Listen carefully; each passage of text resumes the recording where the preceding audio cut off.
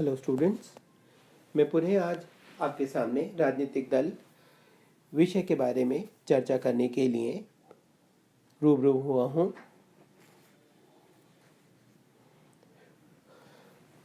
राजनीतिक दल जो हैं ये दो प्रकार के होते हैं। मॉरिस ड्यूबर्जर का मानना है कि एक तो नॉन कॉम्पिटिटिव या अप्रतिस्पर्धात्मक राजनीतिक दल होते हैं और दूसरे होते हैं प्रतिस्पर्धात्मक या कॉम्पिटिटिव राजनीतिक दल। जब हम अप्रतिस्पर्धात्मक राजनीतिक दल की बात करते हैं तो उसके अंतर्गत हम एक ऐसी व्यवस्था की बात करते हैं जहां पर केवल एक दल के अस्तित्व को स्वीकार किया गया है। और जब हम प्रतिस्पर्धात्मक राजनीतिक दल के बारे में बात करते हैं तो उसके अंतर्गत एक तो टू पार्टी सिस्टम होता है जिसमें दो दलों की प्रधानता होती है, और दूसरा होता है मल्टी पार्टी सिस्टम, बहुदलीय व्यवस्था जिसमें कई सारे राजनीतिक दल मौजूद होते हैं। तो आइए हम पहले बात करते हैं सिंगल पार्टी सिस्टम या एक दलीय व्यवस्था के बारे में। ये एक ऐसी व्यवस्था है जहां पर शासन में केवल एक दल की प्रधानता होती है और संवैधानिक तौर पर दूसरे राजनीतिक दलों को कोई मान्यता प्राप्त नहीं होती। माइकल कर्टिस का कहना है कि जहां कहीं भी एक दलीय व्यवस्था होती है वहां पर शासन व्यवस्था में दूसरे दलों के अस्तित्व को स्वीकार नहीं किया जाता है, चाहे वो लोकतंत्र ही क्यों ना हो।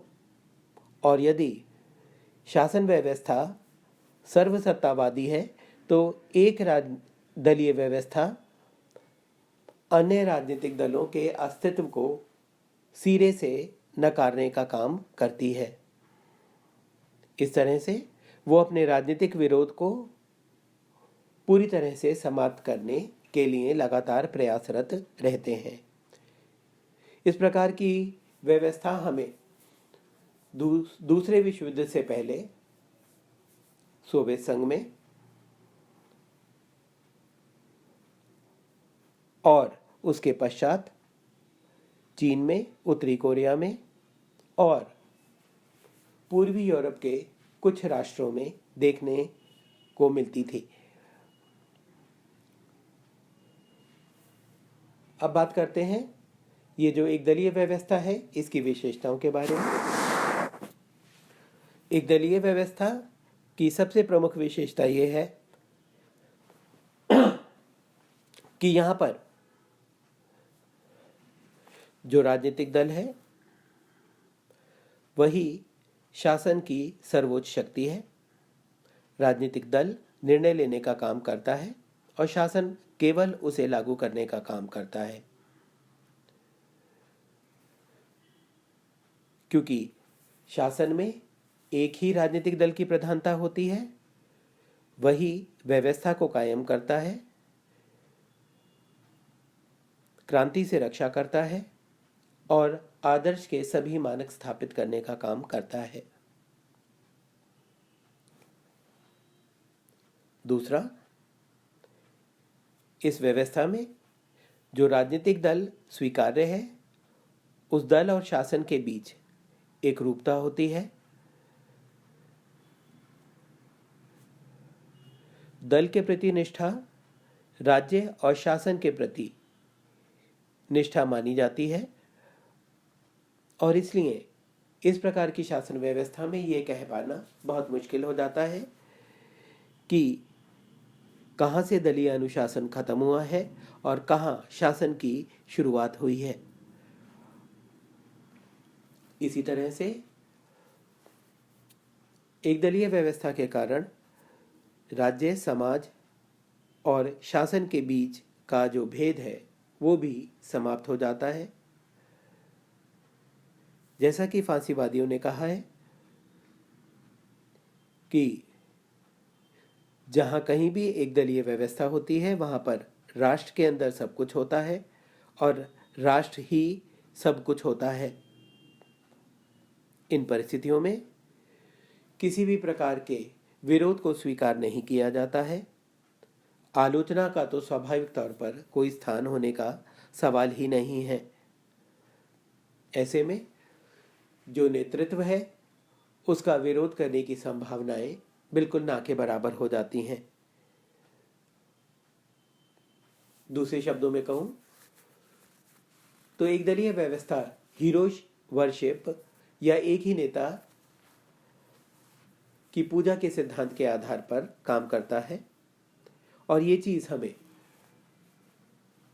सेकेंड वर्ल्ड वॉर से पहले इटली और जर्मनी में मसोलिनी और हिटलर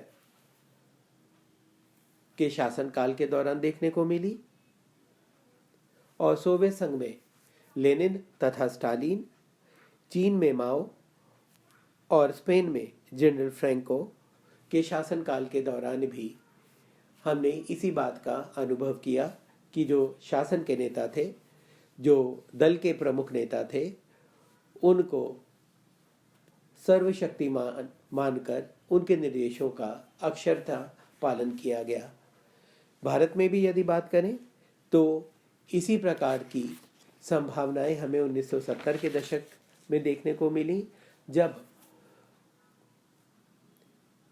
इंदिरा इज इंडिया और इंडिया इज इंदिरा जैसे नारे को स्वीकार किया गया।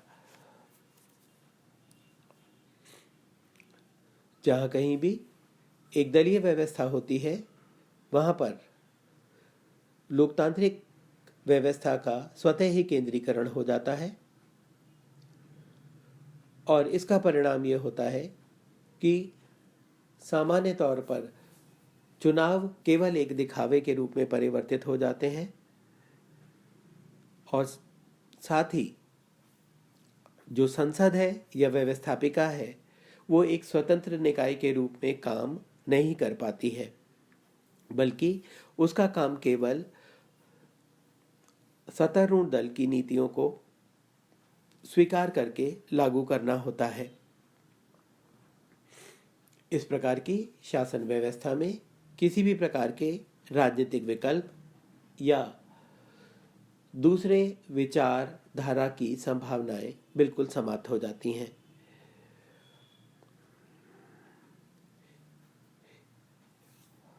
आखिर में एक बहुत ज़रूरी बात है जो कि एक दलीय व्यवस्था के बारे में हमको जाननी चाहिए, और वो ये है कि एक दलीय व्यवस्था में व्यक्ति के उत्तरदायित्व और अनुशासन को प्रमुखता दी जाती है। उसके अधिकारों की अपेक्षा नागरिक कर्तव्यों पर ज़्यादा जोर दिया जाता है। जो पूरा सिस्टम है वो एक क्लोज सिस्टम के रूप में काम करता है, जिसमें दलीय व्यवस्था एक पदक्रम के रूप में, एक हायरार्की के रूप में काम करती है। और जहाँ तक कि दलीय सदस्यता का भी सवाल है तो ये केवल कुछ उन कट्टरपंथी सिद्धांतवादियों को, जो कि पार्टी के सिद्धांतों का पालन करते हैं, आदर्शों का पालन करते हैं, उनको ही प्रदान की जाती है। उदाहरण के लिए आपको समझा दूं कि चीन जैसे बड़े देश में, जिसकी दुनिया में सबसे ज़्यादा आबादी है और वहाँ पर एक दलीय व्यवस्था है, कम्युनिस्ट पार्टी ऑफ चाइना वहाँ का प्रमुख राजनीतिक दल है, परंतु उस दल की सदस्यता वहाँ की जनसंख्या की के केवल 3% लोगों को ही प्राप्त है। आप इससे अंदाज़ा लगा सकते हो कि ये एक कितनी बंद और अनुशासित व्यवस्था है।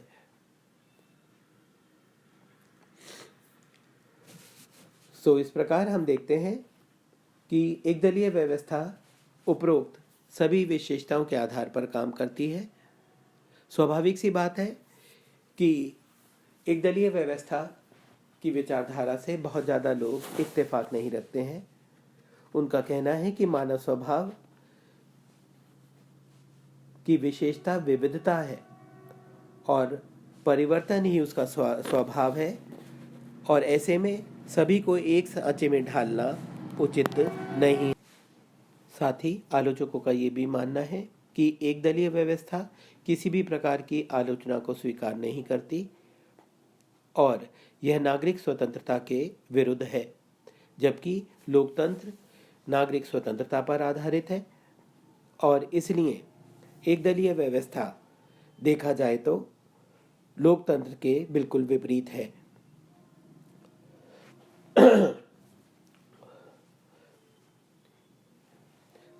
ये व्यवस्था अपने आप में सर्वाधिकारवादी है।